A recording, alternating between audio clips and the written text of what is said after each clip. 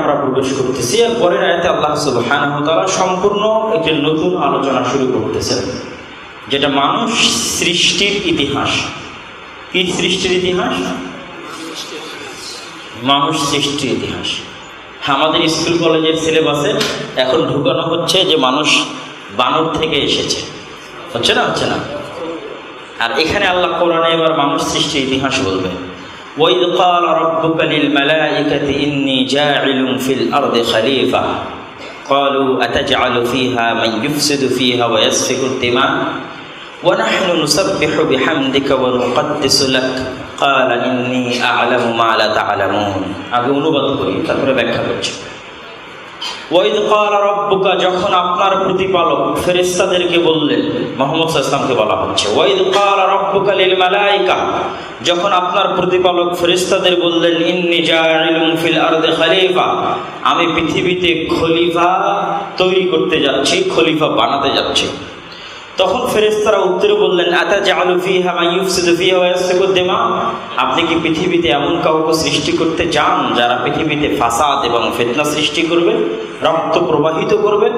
অথচ আমরা ফেরেশতারা আপনার তাসবিহ পাঠ করছি এবং আপনার তাকদীস করছি, আপনার পবিত্রতা বর্ণনা করছি। সুবহুল কুদ্দুস, সুবহুহ তাসবিহ পাঠ করা, কুদ্দুস তাকদীস বর্ণনা করা, আব্দুল কুদ্দুস আমরা সবাই।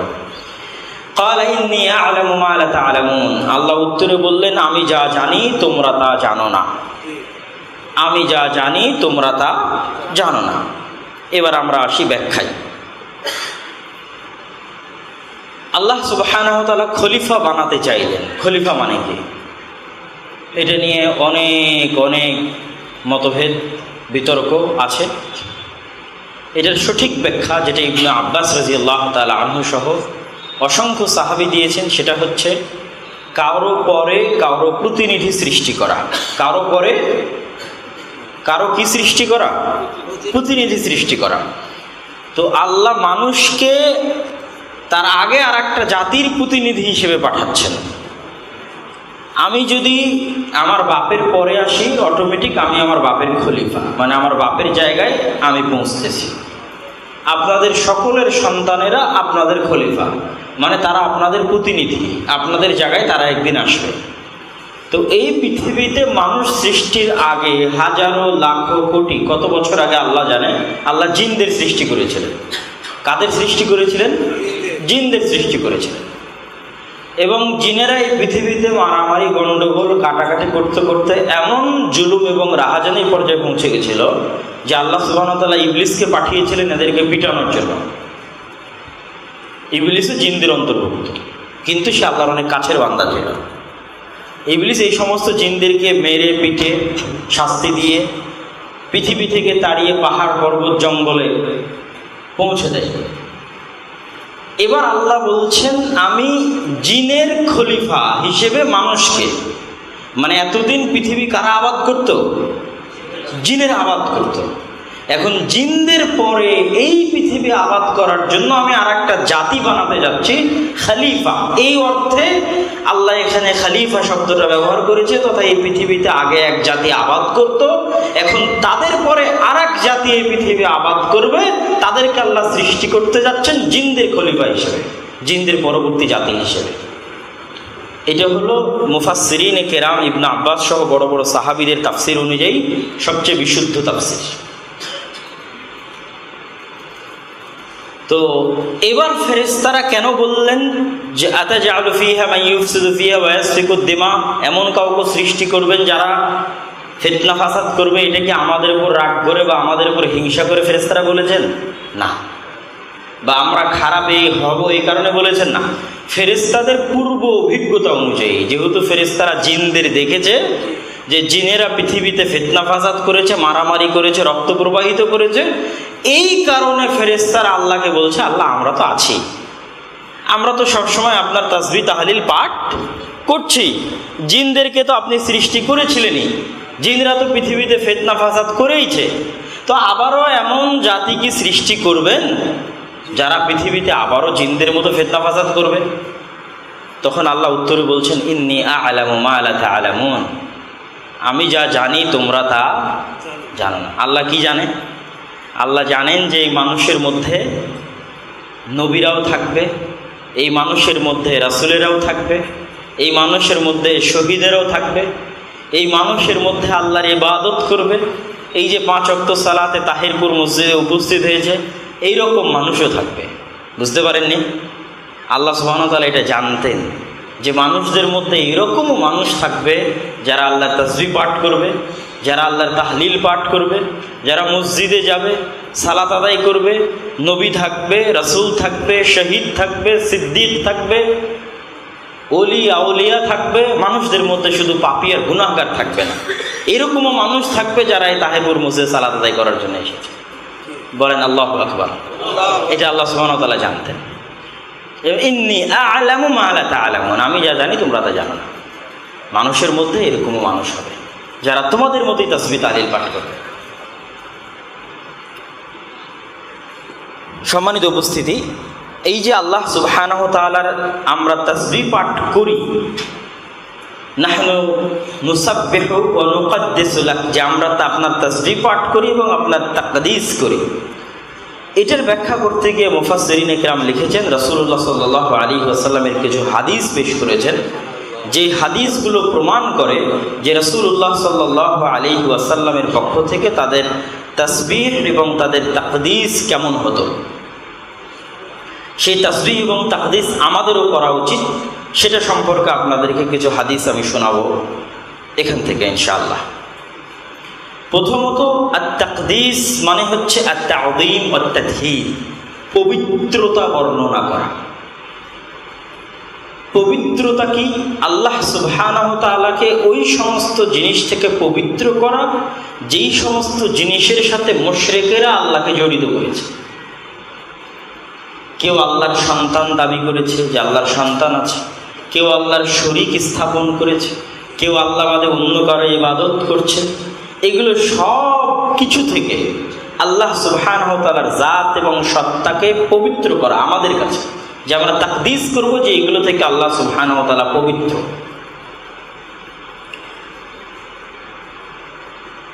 তো এই তাকদীস এবং এই তাসবিহ সম্পর্কে আবু যর আল গিফারি রাদিয়াল্লাহু তাআলা আনহু থেকে বর্ণিত, তিনি বলেন, রাসূলুল্লাহ সাল্লাল্লাহু আলাইহি ওয়াসাল্লামকে জিজ্ঞেস করা হলো, আইয়ুল কালামি আফদল, হে আল্লাহর নবী, সবচেয়ে উত্তম বাক্য কি?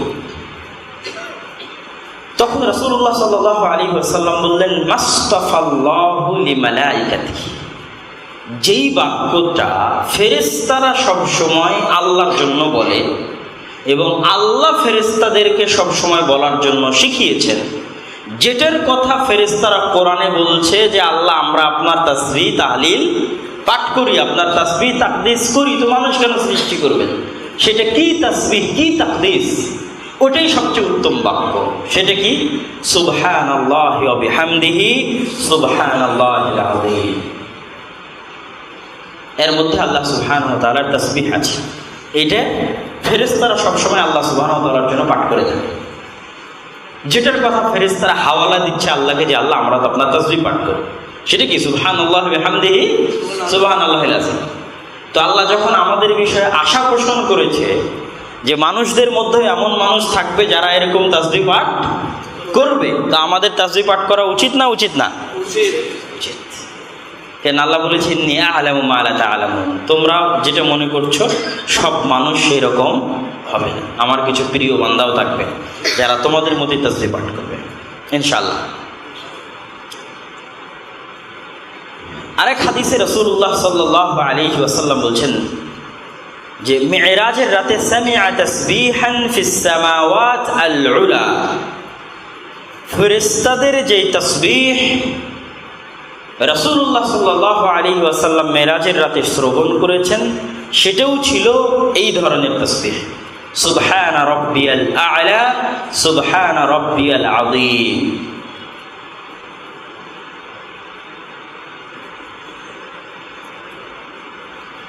এরপরের আয়াতে, তবে এর আগে আরেকটা কথা বলে নিই, যে এখানে আল্লাহ সুবহানাহু ওয়া তাআলা মানব সৃষ্টির ইতিহাস বললেন।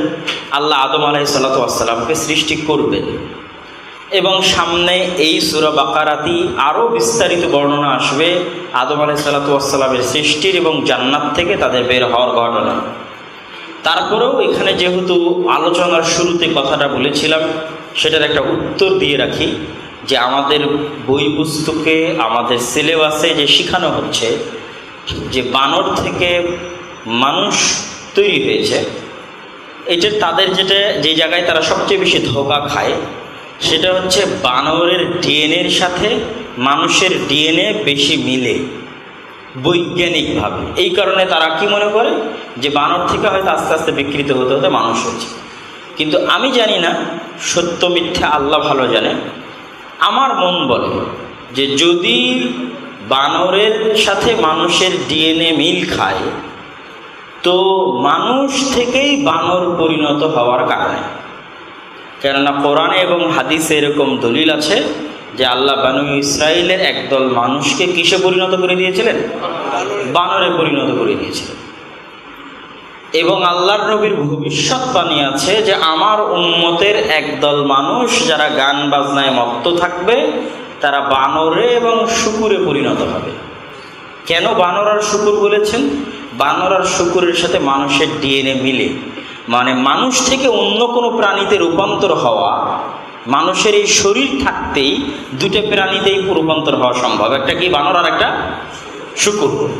মানে আমরা মানুষ থাকা অবস্থায় পরিবর্তন হয়ে ডাইরেক্ট কুমির হয়ে যেতে পারবো না, এটা আমাদের ডিএনএর সাথে মিলবে না।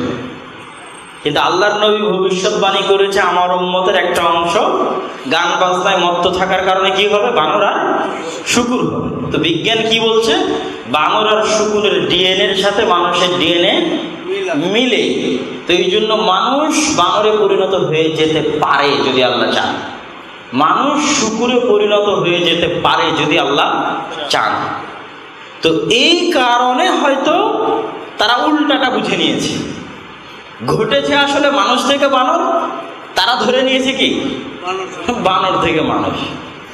যদিও আল্লাহ সুবহানাহু ওয়া তাআলা যাদেরকে আযাব বা শাস্তি দেন তাদের পরবর্তী প্রজন্ম হয় না, মানে কোনো মানুষকে যদি আল্লাহ বানরে পরিণত করেন তো তার আবার পরবর্তী প্রজন্ম হবে, এরকমটা হয় না। সুতরাং ওই অভিশপ্ত যাদেরকে আল্লাহ বানর বানিয়ে দিয়েছিলেন, কাদেরকে বানিয়েছিলেন জানেন? দাউদ আলাইহিস সালাতু ওয়াস সালামের কওমকে, যাদেরকে বলা হয়েছিল শনিবারের দিন তোমরা মাছ ধরবা না। এরা শনিবারের দিন মাছকে ঘিরে রেখে রবিবারের দিন মাছ ধরত, তাদেরকে আল্লাহ বানরে পরিণত করে দিয়েছিলেন।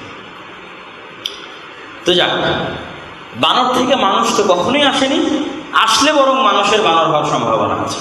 আল্লাহ মানুষকে তার নিজে হাতে সৃষ্টি করেছে, কিন্তু মানুষের আমল এবং আখলাকের কারণে, মানুষের চরিত্রের কারণে আল্লাহর গজবের শিকার হয়ে মানুষ বানর হয়ে যেতে পারে, মানুষ শূকর হয়ে যেতে পারে, যে আমার নবী বলে গেছে। এই জন্য বানরের সাথে মানুষের মিল আছে মানে বানর থেকে মানুষ হয়েছে এই কথা বলবো, বরং মানুষ থেকেই বানর হতে পারে ওই মিল থাকার কারণে।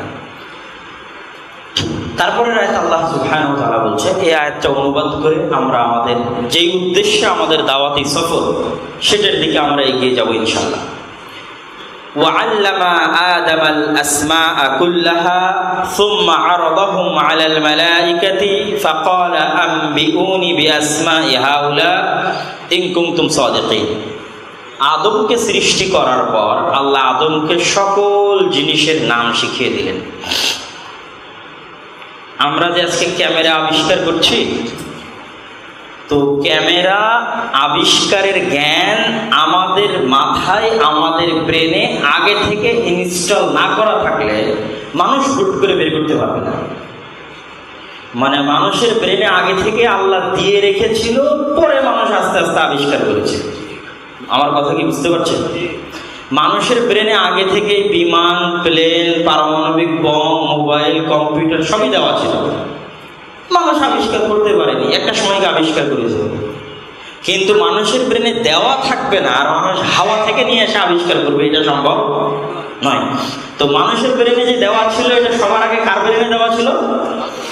আদম আলাইহিস সালামের ব্রেনে। কার ব্রেনে? আমাদের সবার বাপ আদম আলাইহিস সালামের ব্রেনে। তো যে কম্পিউটার বানিয়েছে তারও বাপ আদম আলাইহিস সালাম, যে মোবাইল বানিয়েছে তারও বাপ আদম আলাইহিস সালাম, যে বিমান প্লেন বানিয়েছে তারও বাপ আদম আলাইহিস সালাম। তো আর বাপের ব্রেনে এগুলো সবই ছিল।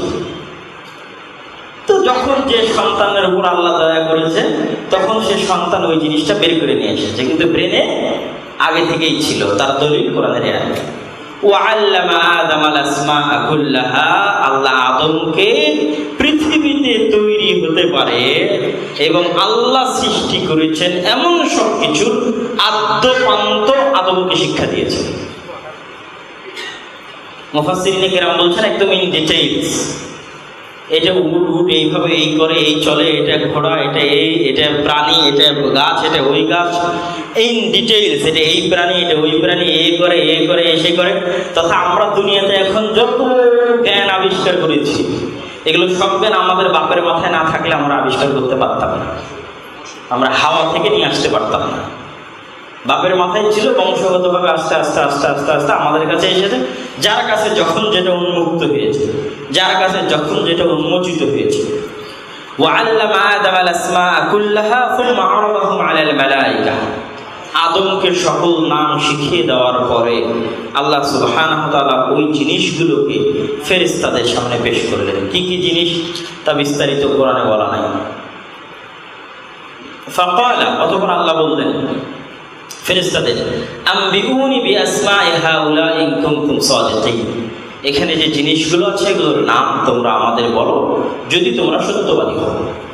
তখন ফেরেশতারা উত্তরে বললেন, ক্বালু সুবহানাকা লা ইলমা লানা, হে আল্লাহ আমাদের কোনোই জ্ঞান নাই যদি আপনি আমাদের শিক্ষা না দেন। ইন্নাকা আনতাল আলিমুল হাকিম, আপনি মহাজ্ঞানী মহাপরাক্রমশালী। তখন আল্লাহ আদমকে বললেন, আদম তুমি এই সমস্ত নামগুলো তাদেরকে বলে দাও। ফালাম্মা আনবাআহুম বিআসমাইহিম, যখন নাম বলে দিল তখন আল্লাহ বললেন, আলাম আকুল লাকুম ইন্নী আ'লামু গায়বাস সামাওয়াতি ওয়াল আরজ, ফেরেশতারা আমি কি তোমাদের বলিনি আমি আসমান এবং জমিনের সকল অদৃশ্যের খবর রাখি। ওয়া আ'লামু মা তুবদুনা ওয়া মা কুনতুম তাকতুমুন, আর তোমরা যা প্রকাশ করো এবং যা প্রকাশ করো না তারও জ্ঞান এবং খবর আমি রাখি।